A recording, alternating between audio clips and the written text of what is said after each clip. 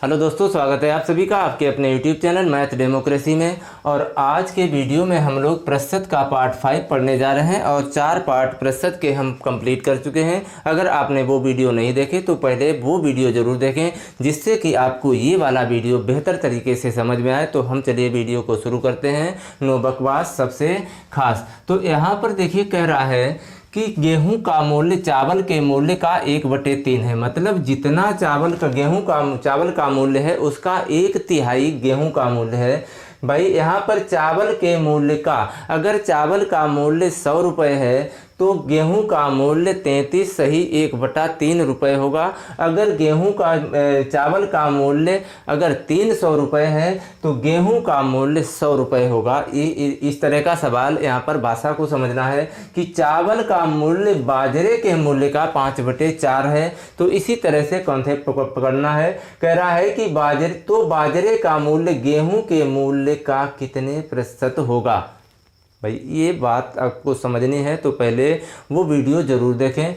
देखिए यहाँ पर जो का लगा हुआ है वो किसके साथ लगा हुआ है? गेहूं के मूल्य के साथ। और हमने आपको पहले वीडियो में बता रखा है कि अगर प्रतिशत निकालना है एक वस्तु का दूसरी के सापेक्ष तो दोनों का मान मालूम होना चाहिए। और जिसके सापेक्ष मतलब गेहूं का कितने प्रतिशत होगा, तो जिसके बाद का लगा हुआ है उसका मूल्य नीचे रख देंगे और जिसका मूल्य पूछा गया है उसका मूल्य ऊपर रखकर 100 से गुणा कर देंगे। देखिए कैसे करते हैं। यहाँ पर देखिए 3 चीज़ें दी गई हैं। गेहूं, एक दिया गया है गेहूं और एक दिया गया है बाजरा। गेहूं चावल, पहले दिया गया है गेहूं, फिर दिया गया है चावल और उसके बाद दिया गया है बाजरा। उसके बाद क्या दिया गया है? बाजरा। तो यहाँ पर 3 राशियाँ हैं, एक गेहूं है, चावल है, बाजरा है। अब बात कर रहा है कि गेहूं का मूल्य चावल के मूल्य का 1/3 है और चावल का मूल्य बाजरे के मूल्य का 5/4 है। तो आप कैसे सोचेंगे? एक ऐसा नंबर सोचिए जो 3 से भी विभाजित हो और 4 से भी विभाजित हो। 5 और 4 और 3 दोनों से विभाजित होना चाहिए। 100 के पास की संख्या होनी चाहिए, 100 के पास का नंबर होना चाहिए। और सबसे बाद में क्या दिया गया है? बाजरा। सबसे बाद में बाजरा दिया गया तो बाजरे का मूल्य ऐसा नंबर होगा जो 3 से भी विभाजित होगा और 4 से भी विभाजित होना चाहिए। तो यहाँ पर हमने मान लिया 120 रुपये है बाजरे का मूल्य। अब चावल का मूल्य बाजरे के मूल्य का कितने गुना है? 5/4। कितने गुना है? 5/4। तो 120 का 5/4 कितना होगा? 120 में गुणा 5/4 से कट जाएगा, ये कट जाएगा 4 तिया 12 और 3 पचे 15, मतलब 150 रुपये। तो चावल का मूल्य जो होगा 150 रुपये होगा। और कह रहा है कि गेहूं का मूल्य चावल के मूल्य का 1/3 है। तो चावल का मूल्य जब 150 है तो इसका 1/3 निकालेंगे तो यह आ जाएगा 50 रुपये। तो गेहूं का मूल्य हो गया 50 रुपये। बस आपका सवाल बन गया। आपसे पूछ रहा है कि बाजरे का मूल्य गेहूं के मूल्य का कितने प्रतिशत है? गेहूं के मूल्य का कितने प्रतिशत है? तो नीचे रख देंगे गेहूं का मूल्य और ऊपर रख देंगे बाजरे का मूल्य।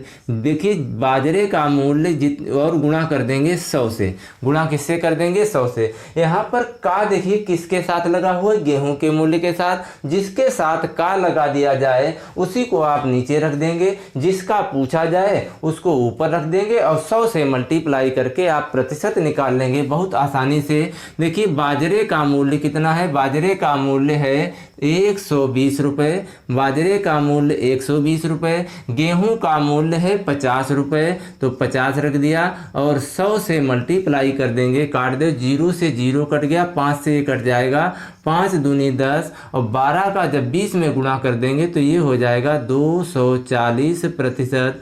तो गेहूं का मूल्य बाजरे का मूल्य गेहूं के मूल्य का कितने प्रतिशत हो जाएगा? 240%। अब हम देखिए बात कर लेते हैं। अगर कोई और चीज़ पूछ दी जाए, आपसे कुछ भी पूछ सकता है कि आपसे पूछ दे कि चावल का मूल्य गेहूं के मूल्य का कितने प्रतिशत है। चावल का मूल्य गेहूं के मूल्य का कितने प्रतिशत है, तो गेहूं के मूल्य का, तो गेहूं का मूल्य नीचे रख देंगे और चावल का मूल्य ऊपर रख देंगे और 100 से मल्टीप्लाई कर देंगे। 0 से 0 कट गया, 5 तिया 15 और 3 का जब 100 में गुणा करेंगे तो हो जाएगा 300%। तो ये चावल का मूल्य गेहूं के मूल्य का कितने प्रतिशत हो गया, कितने प्रतिशत हो गया, ये 300%। अगर पूछ दे कि गेहूं का मूल्य चावल के मूल्य का, अगर चावल के मूल्य का तो चावल का मूल्य नीचे रख देंगे 150, गेहूं का मूल्य ऊपर रख देंगे और 100 से गुणा। 0 से 0, 5 तिया 15, 3 से जब भाग लगाएंगे तो ये आ जाएगा 33, सही 1/3%। तो ये सवाल कौन सा हो जाएगा कि गेहूं का मूल्य चावल के मूल्य का, अगर चावल के मूल्य का जिसके बाद लग जाए तो उसी को नीचे रख देंगे, जिसका पूछा जाए उसको ऊपर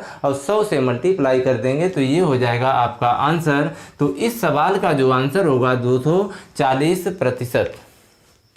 तो आइए देखते हैं इन सवालों की तरफ। बहुत ही खूबसूरत, बहुत ही प्यारे और बहुत ही ज़बरदस्त सवाल हैं। तो यहाँ पर कह रहा है कि क्रय मूल्य पर 20% लाभ विक्रय मूल्य पर कितने प्रतिशत लाभ के बराबर होगा। दूसरे वाले सवाल में है क्रय मूल्य पर 20% हानि विक्रय मूल्य पर कितने प्रतिशत हानि के बराबर होगी। यहाँ पर देखिए क्रय मूल्य दोनों जगह पर दिया गया है। यहाँ पर क्रय मूल्य पर यहाँ पर लाभ हुआ है और पहले सवाल में लाभ हुआ है और दूसरे सवाल में हानि हुई है। यहाँ पर विक्रय मूल्य पर लाभ पूछा गया है और यहाँ पर विक्रय मूल्य पर हानि के बराबर कितने प्रतिशत के बराबर होगी और मल्टीप्लाई यहाँ पर कर देंगे 100 से। तो प्रतिशत भाई हमें निकालना है तो सीधी सी बात है 100 से गुणा ही करना पड़ेगा। यहाँ पर मूल्य पर हानि या लाभ, मूल्य कौन से मूल्य पर, विक्रय मूल्य मतलब सेलिंग प्राइस पर लाभ या हानि पूछेगा कि क्रय मूल्य पर लाभ हुआ है, यहाँ पर क्रय मूल्य पर हानि हुई। ऐसा मैं बार बार क्यों बोल रहा हूँ, मैं इसलिए बोल रहा हूँ क्योंकि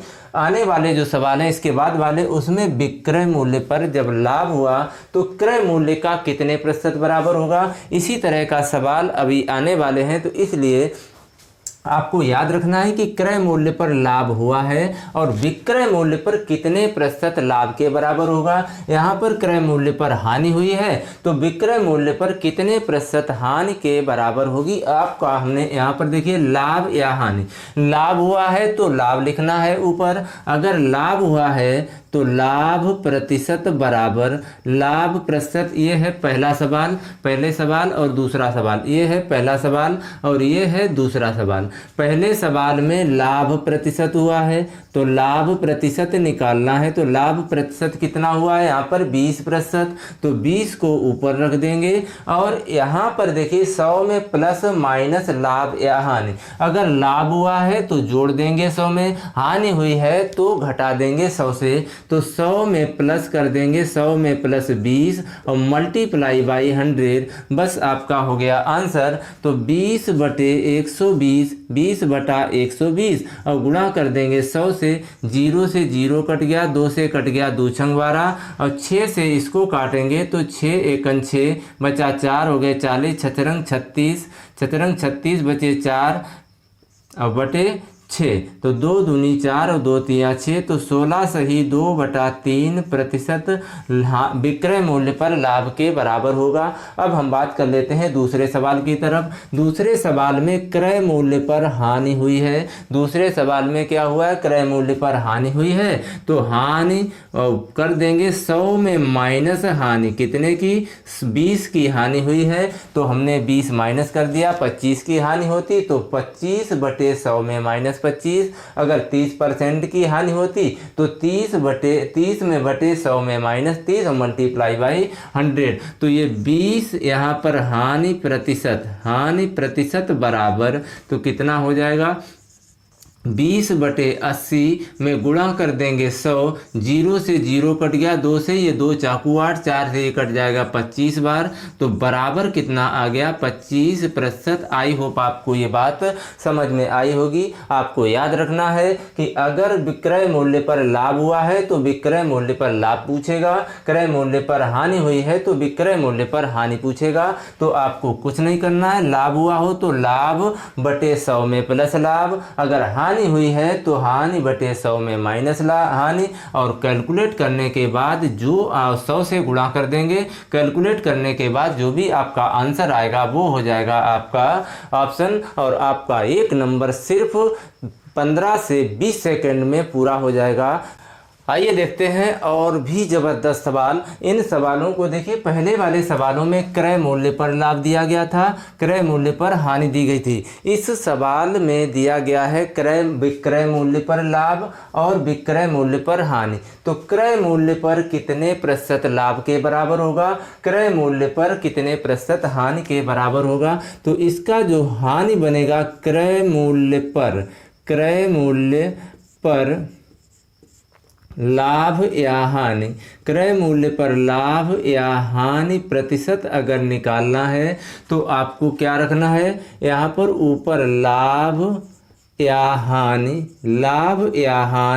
बटे फार्मूला वही रहेगा 100 में प्लस माइनस लाभ या हानि, 100 में प्लस माइनस लाभ या हानि रख देंगे और मल्टीप्लाई बाई 100। बस हो गया आपका, यहाँ पर ये ट्रिक बन गया कि क्रय मूल्य पर लाभ या हानि। जब आपको विक्रय मूल्य पर लाभ पूछे तो 100 में प्लस करना है, अगर विक्रय मूल्य पर हानि पूछे तो 100 में माइनस करना है। उसका ठीक उल्टा, अगर मान लिया लाभ हुआ हो तो यहाँ पर माइनस लेंगे, अगर यहाँ पर हानि हुई है तो यहाँ पर प्लस लेंगे। सिर्फ इतना आपको अंतर रखना है। पहले सवाल का आंसर क्या होगा, दूसरे सवाल का आंसर क्या होगा, यहाँ पर आपका ये कॉन्सेप्ट क्लियर हो जाएगा। यहाँ पर पूछा गया है क्रय मूल्य पर लाभ, यहाँ पर जो दिया गया है विक्रय मूल्य पर लाभ, विक्रय मूल्य पर लाभ दिया गया है, क्रय मूल्य पर लाभ पूछा गया है। पिछले वाले सवाल में क्रय मूल्य पर लाभ दिया गया था, विक्रय मूल्य पर लाभ प्रतिशत पूछा गया था।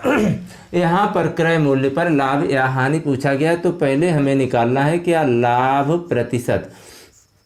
पहला सवाल है कि लाभ प्रतिशत क्या होगा, तो ऊपर रखेंगे लाभ कितने प्रतिशत हुआ है, 20%, तो 20 बटे, अब क्या करें, 100 में से घटाएंगे, लाभ होगा तो घटाएंगे, हानि होगी तो जोड़ देंगे। दोनों को रिलेट करके आप अगर पढ़ेंगे सवालों को तो आपका कॉन्सेप्ट हमेशा के लिए स्थायी हो जाएगा और भूलने की संभावना बहुत कम रह जाएगी। तो यहाँ पर जो 100 में माइनस कर देंगे 20, 100 में माइनस 20 और मल्टीप्लाई बाई 100। तो यहाँ पर माइनस किया गया क्योंकि यहाँ पर जो विक्रय मूल्य पर लाभ हुआ है, विक्रय मूल्य पर क्या हुआ है, लाभ हुआ है। तो यहाँ पर 100 में माइनस 20 कर देंगे, तो 20 बटे 100 में से 20 घटेगा 80 में गुणा कर देंगे 100, 2 से ये कट जाएगा, ये 2 से कट जाएगा, 2 चौकू 8, 4 से ये कट जाएगा 25 बार, तो ये आ जाएगा 25% लाभ होगा